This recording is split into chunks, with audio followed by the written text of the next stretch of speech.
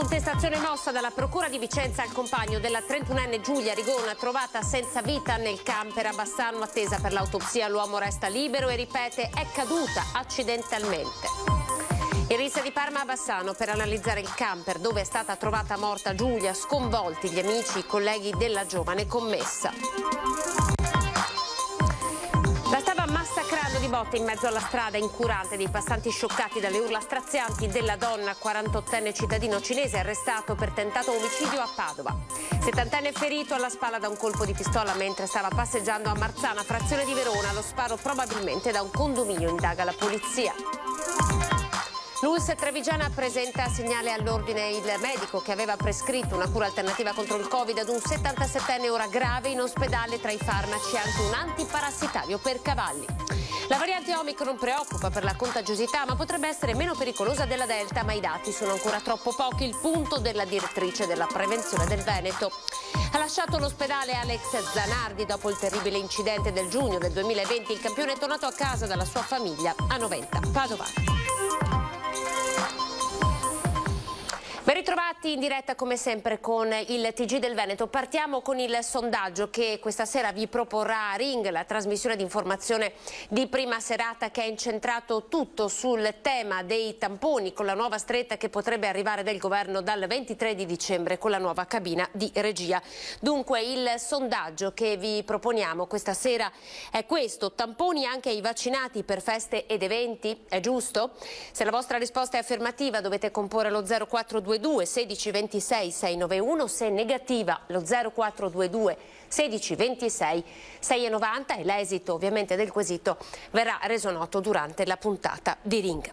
Ed ora andiamo a Bassano del Grappa. Nelle prossime ore si terrà l'esame autoptico sul corpo di Giulia Rigona. La 31enne trovata morta in un camper, al compagno invece viene contestato l'omicidio aggravato. È quello che state vedendo, il camper dove domenica mattina è stato ritrovato il corpo senza vita di Giulia Rigon, la 31enne di Asiago. Accanto al camper la Fiat Punto della giovane donna. Sarà l'autopsia a chiarire le cause del decesso della 31enne domiciliata a San Vito di Bassano a casa di una parente. Il corpo senza vita è stato rinvenuto nel camper del compagno Enrique Cappellari, 29 anni, parcheggiato in un'area sosta in una laterale di via Capitelvecchio, al confine tra Bassano e Cassola. Camper usato dall'uomo come dimora e proprio a lui viene contestato il delitto di omicidio aggravato. Cappellari avrebbe chiamato alle prime ore di domenica il 118 dopo aver inviato un messaggio al padre di Giulia Rigon perché la donna era priva di sensi. Quando i sanitari sono giunti sul posto, assieme ai carabinieri, non hanno potuto far altro che constatare il decesso della 31enne, che sarebbe avvenuto ancora sabato sera. Dalle ferite riscontrate sul volto e sul corpo, gli inquirenti escluderebbero una caduta accidentale, così come dichiarato dal 29enne durante l'interrogatorio a seguito di un litigio. Le lesioni sono più compatibili a percosse così violente da causare il decesso della 31enne. Lui avrebbe anche dichiarato di non essersi accorto della morte della fidanzata nel momento in cui aveva chiamato i soccorsi. I carabinieri hanno sentito anche chi vive e lavora in zona per capire se qualcuno possa aver visto qualcosa. Al momento potrebbero essere d'aiuto le immagini della telecamera di un'azienda che si trova proprio davanti al parcheggio. Nessuno si è accorto di niente, insomma, ecco. Io non so neanche chi potesse essere sta ragazza qua. Lei ha una telecamera sul retro che potrebbe venire in aiuto degli inquirenti. Loro mi hanno chiesto se possono, in caso che ritengono loro opportuno, noi siamo qui. Nelle prossime ore i militari della RIS di Parma effettueranno gli accertamenti all'interno del camper e nelle immediate adiacenze, costantemente sorvegliate dagli uomini dell'Arma, per riuscire a far luce su quello che potrebbe essere l'ennesimo femminicidio. Il decesso di Giulia Rigona ha lasciato sconvolta tutta la comunità, soprattutto i colleghi del supermercato in cui la ragazza lavorava. È stato un fulmine a ciel sereno per noi, per la nostra famiglia e anche i nostri collaboratori, e sono rimasto basito quando me l'hanno detto. È sconvolto Giovanni Battocchio, titolare del supermercato di Romano De Zelino, dove da qualche mese lavorava Giulia Rigon, la 31enne trovata morta in un camper a Bassano.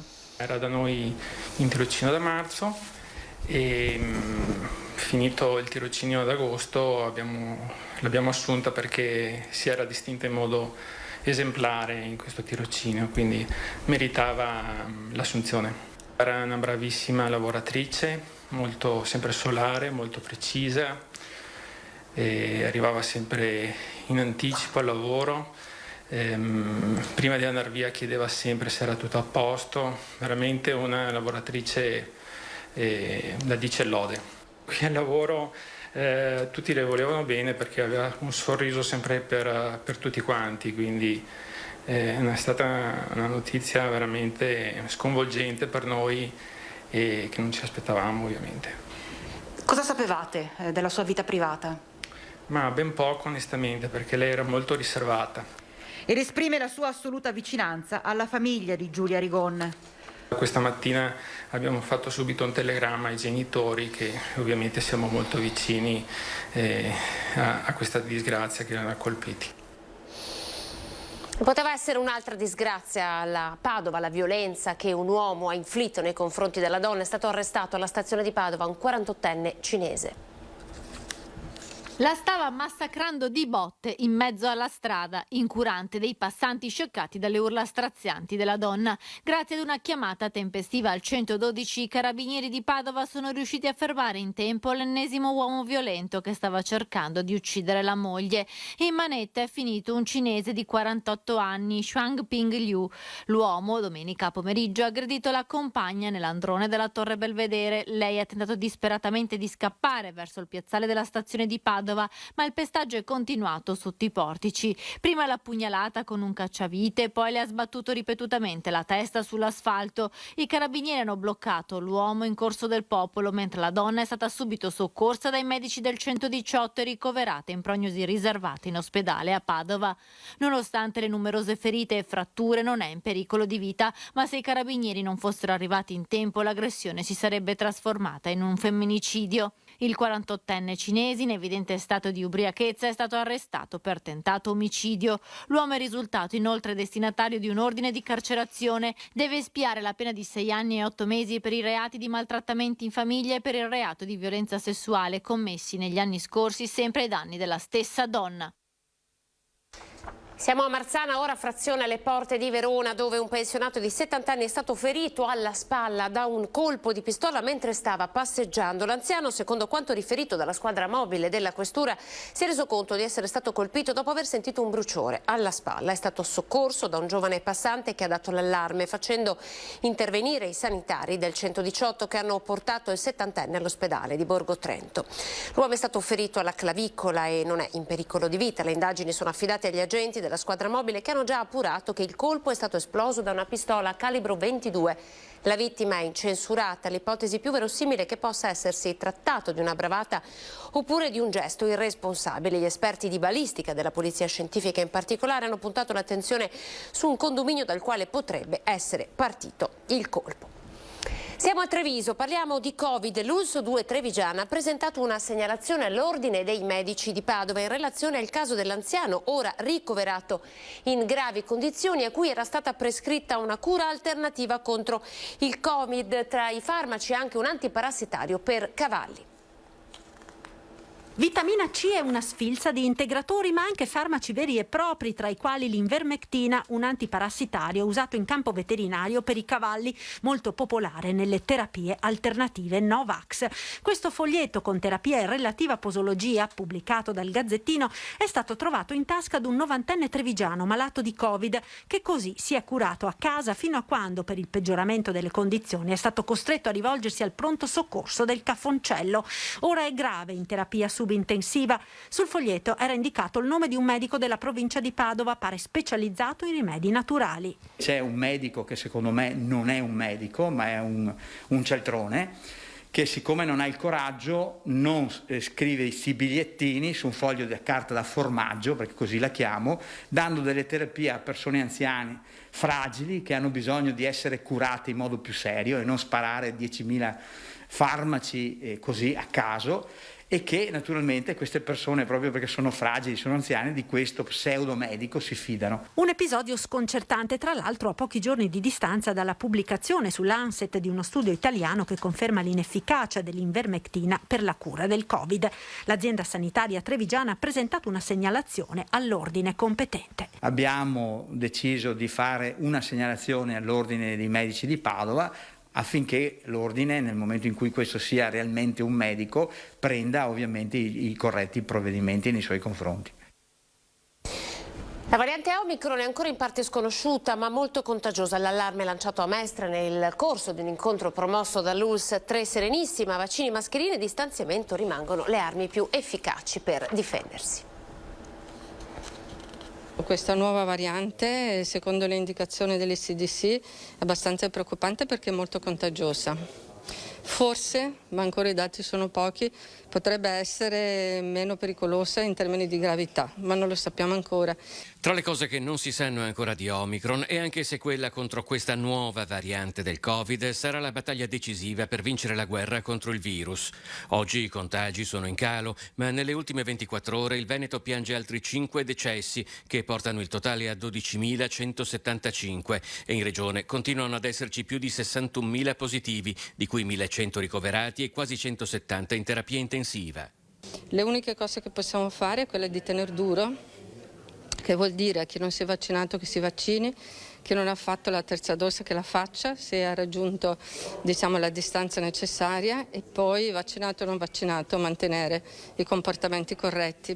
A capo della direzione prevenzione, sicurezza alimentare e veterinaria della Regione Veneto, Francesca Russo è tra coloro che sono intervenuti all'M9 di Mestre per l'iniziativa dell'ULSS 3 Serenissima La pandemia vista con gli occhi di, assieme tra gli altri al prefetto di Venezia Vittorio Zappalorto, al patriarca Monsignor Francesco Moraglia e ad altri cittadini che hanno raccontato la propria esperienza. Rispetto a 2 anni fa, la conoscenza del virus è molto maggiore, così come i metodi di prevenzione e difesa. Dire che i vaccini non funzionano direi è un'eresia, una bestialità, perché se non abbiamo i morti, ma ci siamo dimenticati i camion che portavano via le bare.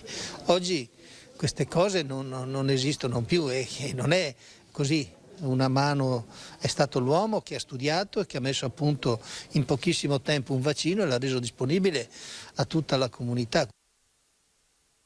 Faccia a faccia con il virus parlano i primari ospedalieri, è necessario vaccinarsi per uscirne il prima possibile. Sentiamo.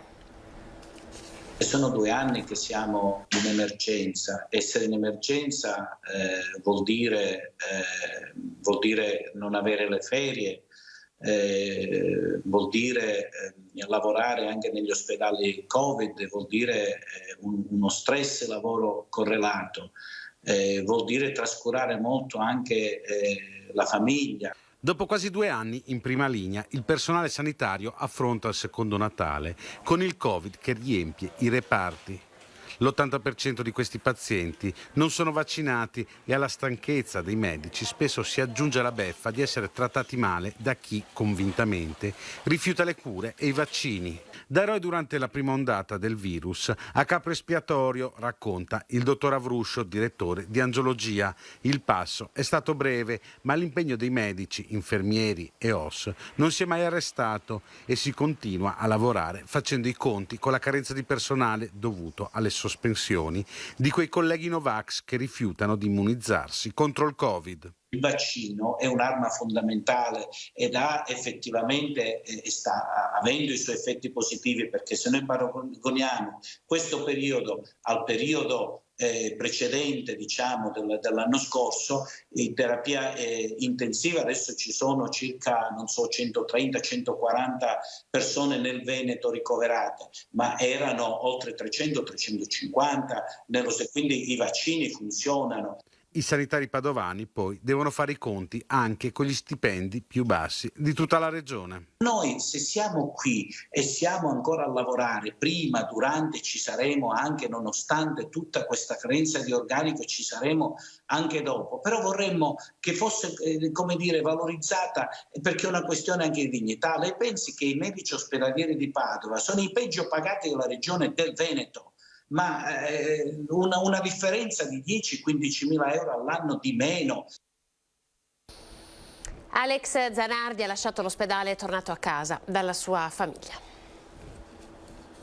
Il regalo di Natale più bello per la famiglia di Alex Zanardi, quello di riaverlo a casa. Il campione paralimpico ha lasciato l'ospedale dopo oltre 1 anno e mezzo dal terribile incidente in handbike avvenuto in Toscana nel giugno del 2020. La bella notizia è stata data dalla moglie Daniela attraverso il sito di BMW Italia, di cui Zanardi è testimonial. Alex ha potuto lasciare l'ospedale qualche settimana fa e ora è a casa con noi, ha annunciato, specificando che in futuro comunque il campione di handbike dovrà affrontare ancora dei soggiorni temporanei in cliniche specializzate per continuare il lungo percorso di riabilitazione.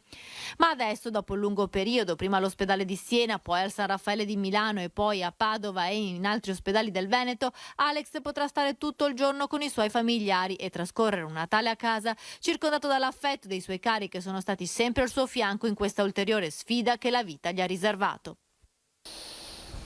Dopo un anno di stop torna a Padova il Canta Natale, l'iniziativa benefica per i piccoli della pediatria. È la danza di domani, faccio un cuore con le mani. È stato un grande successo il Canta Natale 2021. Per questa edizione è stato scelto il classico di Miriam Makeba, Pata Pata, con un testo scritto per l'occasione in versione natalizia. L'evento era stato sospeso lo scorso anno per l'emergenza sanitaria, è tornato quest'anno ai Giardini dell'Arena e con una delegazione ridotta sotto le finestre di pediatria.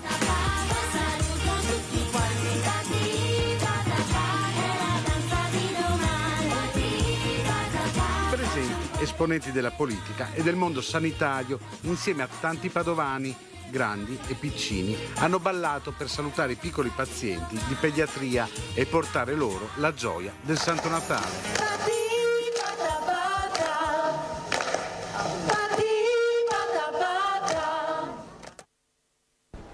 Andiamo in pubblicità tra poco.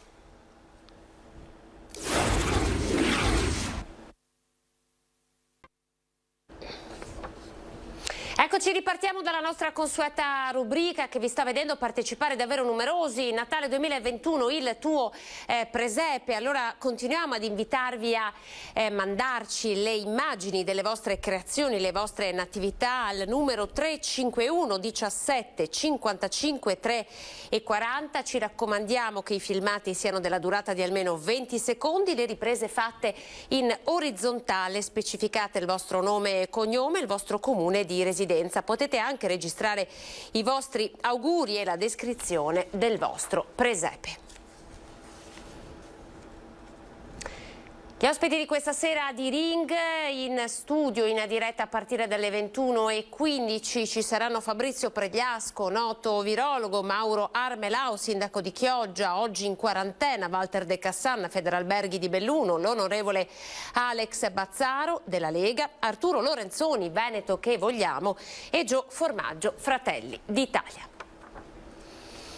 È tutto per questa edizione, grazie per essere stati in nostra compagnia. Dopo di noi, TG Venezia, arrivederci.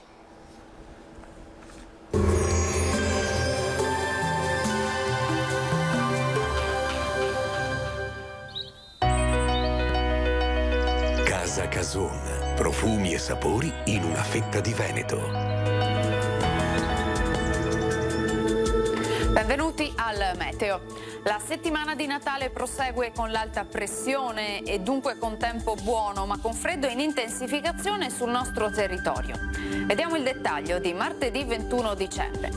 Sul Veneto sarà asciutto, tuttavia sulle Dolomiti cielo in prevalenza sereno, altrove condizioni sempre stabili ma con al mattino frequenti nebbie, solo localmente in dissolvimento con il passare delle ore, perché comunque anche al pomeriggio sarà possibile una nuvolosità piuttosto estesa. Non si esclude qualche parziale schiarita. Temperature in lieve diminuzione, minime tra -5 e 3 gradi, massime comprese invece tra i 4 e i 7 gradi all'incirca. Ci spostiamo ora sul Friuli Venezia Giulia, dove avremo poche novità. Prevale il sole, specie nella prima parte della giornata. A seguire più nubi con cielo localmente coperto. Temperature minime tra -2 e 5 gradi, massime oscillanti invece tra i 4 e i 7 gradi all'incirca.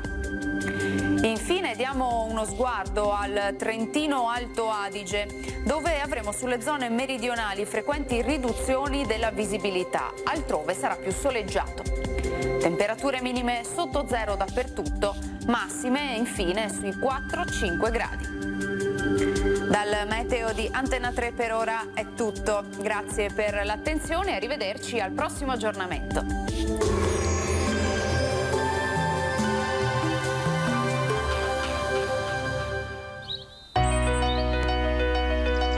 Casa Cason, l'arte di fare i salumi, viene da molte fette fa.